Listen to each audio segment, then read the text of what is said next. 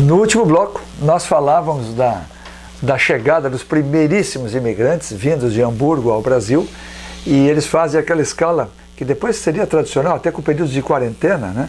Ali no Rio de Janeiro, não sei se na época eles adotavam quarentena. Não, já existe a quarentena, tem médico da corte para esse pessoal não trazer epidemias para dentro do país.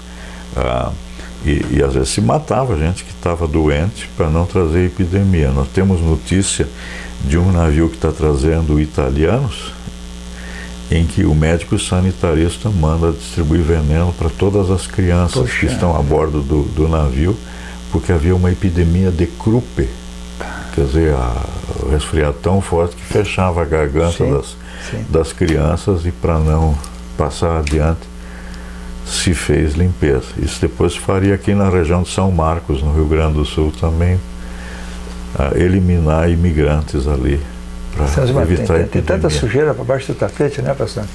Tanta coisa aí que horripilante, né? Isso que eu jamais suspeitaria. Né? Nós somos um país que ama as crianças, né? Nós falávamos então dessa questão da chegada. O senhor dizia que esse primeiro contingente, parte dele já fica no Rio de Janeiro, desembarca lá. Sim. Os demais virão aqui para o Rio Grande do Sul. A gente já trata de como chegaram aqui, por onde entraram. Mas essa questão, os que desembarcam no Rio de Janeiro já fazem a composição então desse corpo militar. É o que vai acontecer. E é só dizer que o Dom Pedro I vai pagar um preço e a gente retoma o bloco anterior. Os solteiros vão ficar no Rio de Janeiro. Existem relatos, por exemplo, de um colono que vai se estabelecer depois em Dois Irmãos, o Pedro Paulo Müller, que vai se tornar professor em Dois Irmãos, e ele diz que o imperador em pessoa veio nos receber e perguntava de onde vinha, qual era a sua função, né? Nós viemos com a nossa família para o sul e os solteiros ficaram no Rio de Janeiro, né? Então, e no Rio de Janeiro eles vão ser realmente incorporados, né? Existem materiais a respeito, livros que foram escritos sobre os mercenários do imperador, né? Esse pessoal passou errado, porque vale a lei da chibata no exército, as condições de alimentação, vai haver revoltas entre esse pessoal, porque o que foi contratado com eles não é cumprido, né? Eles não recebem o soldo. Não recebem?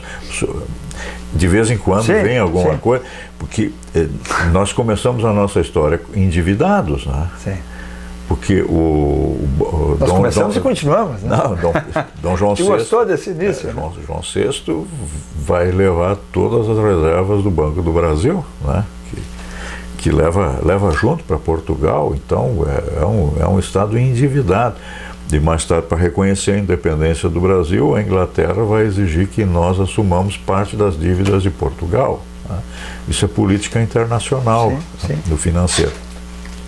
Então, e esse pessoal desses batalhões de estrangeiros vão participar de campanhas na Bahia, no Nordeste do Brasil, são polícia pacificadora, né? A gente diria hoje em dia. E mais tarde, eles vão ser eliminados, esses batalhões de estrangeiros. Tem gente que vai ficar no Rio, tem gente que vai para a colônia de Rio Negro, que é um acampamento militar, hoje Paraná, na época província de São Paulo. Tem gente que vai para Itapecerica da Serra, Santo Amaro, São Paulo, né? E muitos vão vir para o Rio Grande do Sul. Então, se você olha os sobrenomes das listas desses mercenários, vocês vão ver que alguns vão se tornar pais de famílias. Vêm para o Rio Grande do Sul, vão para as colônias onde já estão compatriotas e vão casar com as meninas que entre mentes nasceram e se criaram aqui no Brasil, tá? Schaeffer ele não vai recrutar o seu pessoal somente em Hamburgo. Claro que existem de diversos estados pessoas que livremente sabem dessa possibilidade e vão oferecer os seus préstimos. Levanta a mão, né? Levanta a mão, vão para lá. Schaeffer vai entrar à direita se nós olharmos para o hemisfério norte, à direita de Hamburgo, está na época o Ducado de Oldenburg. Mas eu queria, pastor, antes de nós chegarmos lá na Europa, de novo no Schaeffer, né? Eu queria explorar um pouquinho mais essa questão do Dom Pedro. O senhor dizia isso, eu acho muito instigante. O senhor dizia que é o início do fim dele, né? Sim. Qual é o buraco que ele cava para si próprio, né? Porque houve todo um grupo nacionalista em torno de Pedro. E Pedro continuava sendo um português, ele não podia negar isso. E nós temos os nossos crioulos, que são os descendentes de portugueses nascidos no Brasil, a exemplo de José Bonifácio, né? Então existe todo um grupo que quer um Brasil brasileiro, sim, vamos dizer assim, sem a presença de estrangeiros, que sempre sentiram o tacão dos estrangeiros. A corte, os privilégios, era tudo para quem era português. E o erro estratégico que Pedro vai fazer é que para oficiais do seu exército, ele vai pegar belgas, ingleses, franceses que estão no Rio de Janeiro, os soldados vão ser alemães. Existem oficiais alemães que tinham ficado aqui no Brasil.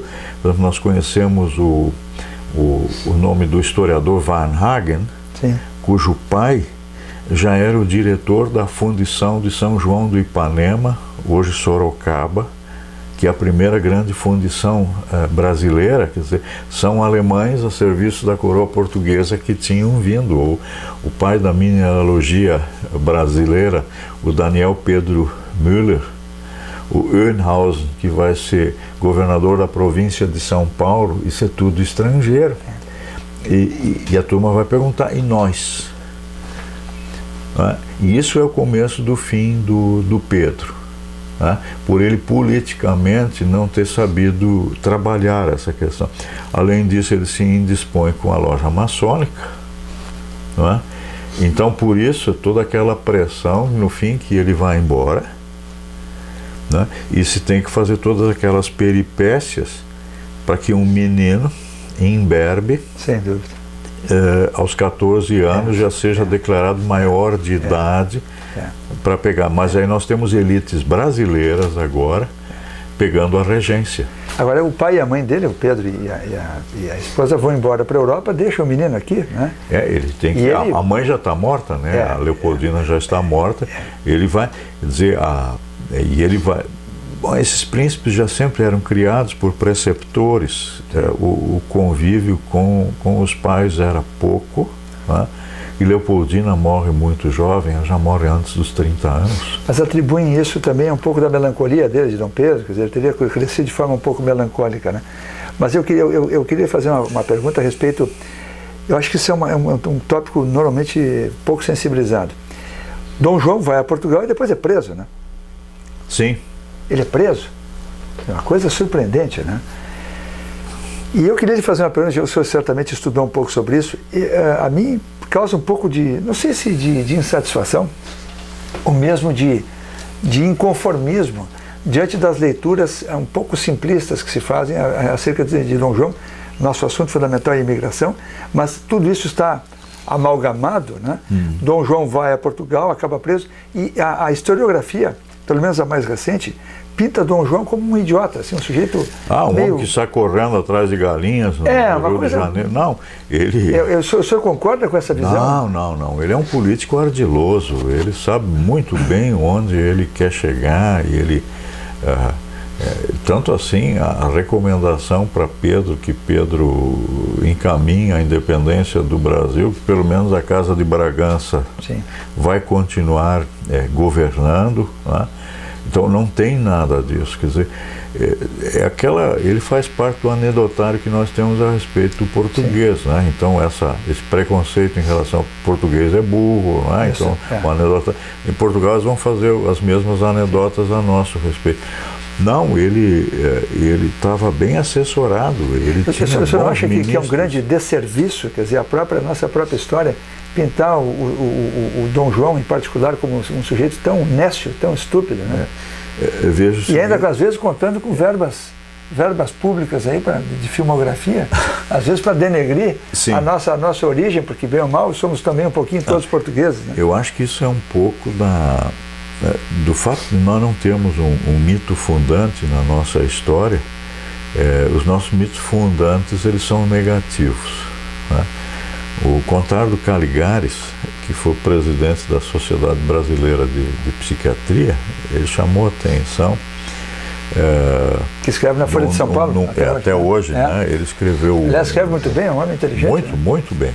E ele diz que nós temos um mito fundante às avessas. O México fala da serpente plumada, né? Que o encontro dos migrantes chega ao ponto em que onde hoje está Tenochtitlan, a cidade do México, e lá encontram a serpente plumada e lá vão começar com a sua civilização.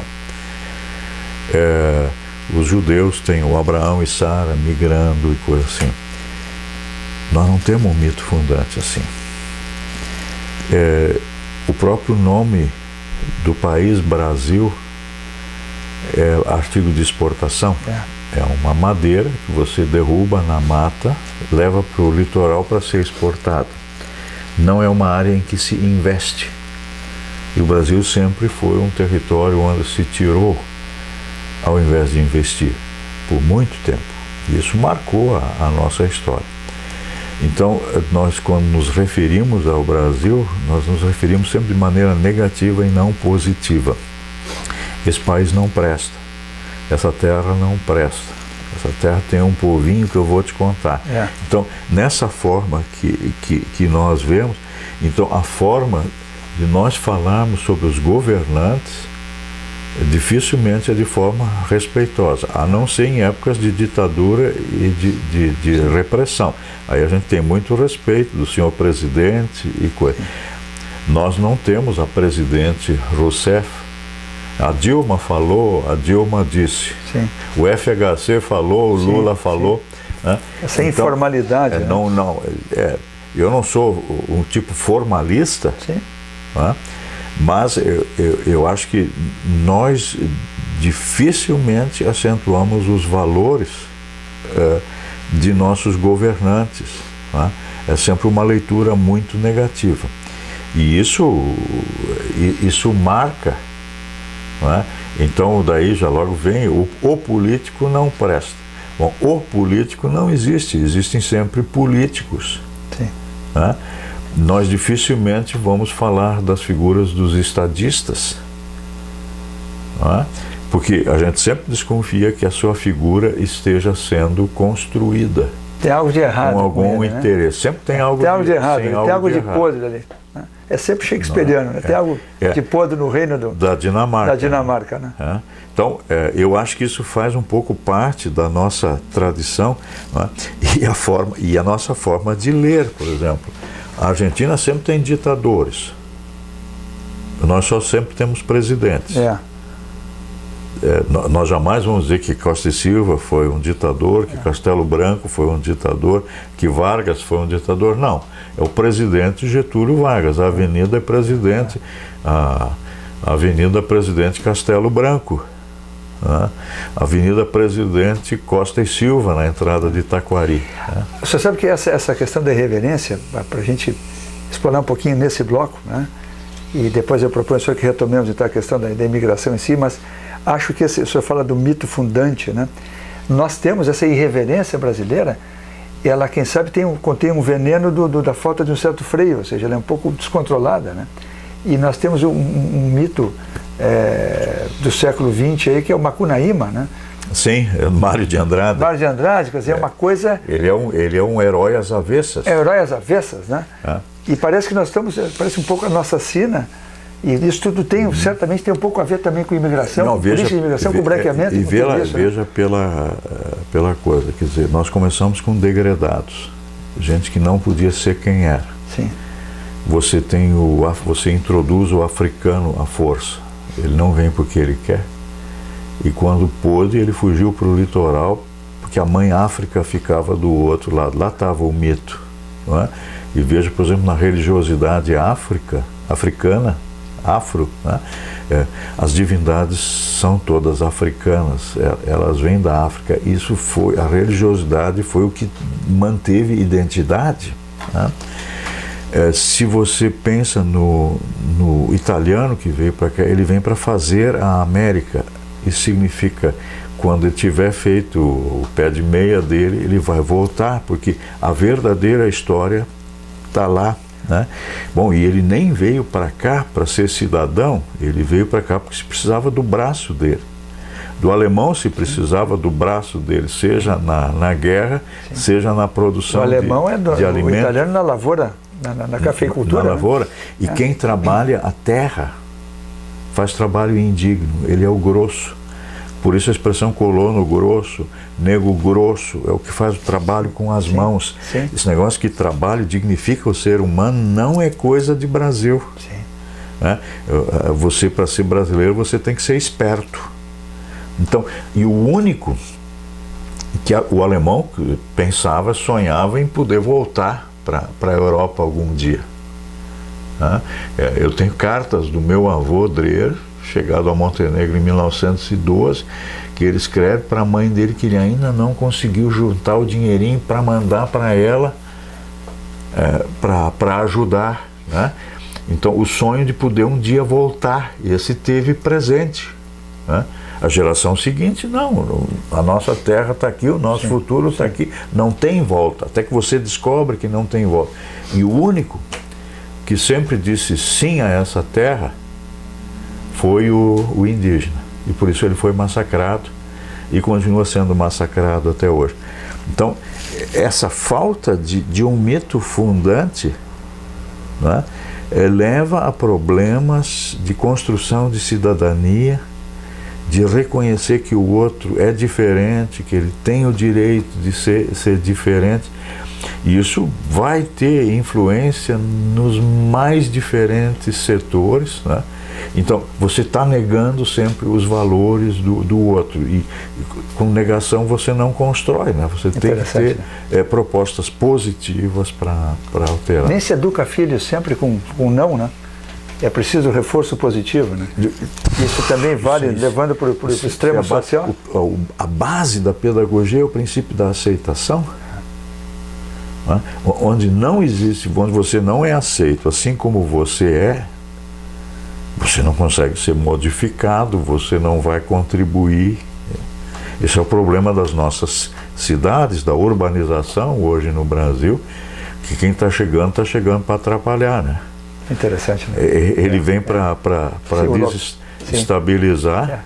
E como massa, o lugar dele é a favela, né? Ele já chega mal instalado, né? E vai ser colocado na periferia. Eu fecharia esse bloco aqui só fazendo um último comentário consigo, para que o senhor possa colocar a sua opinião.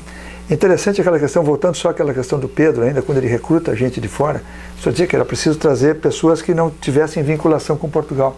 Mas de alguma forma, o Brasil já formaram um pinguinho de nacionalidade, pelo menos, na própria invasão dos holandeses, né?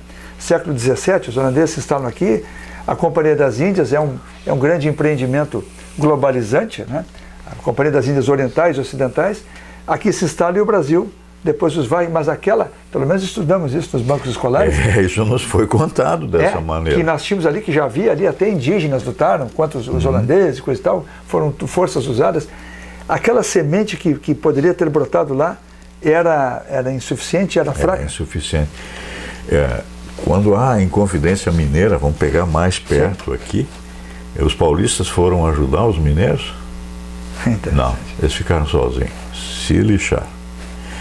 No caso da Baía da Guanabara, alguém vem auxiliar ali? Não. Se põe índio a lutar contra índio, se dizimando. Os tamoios, a própria Confederação dos Tamoios, né? A França Antártica também se associa a uns e outros, né?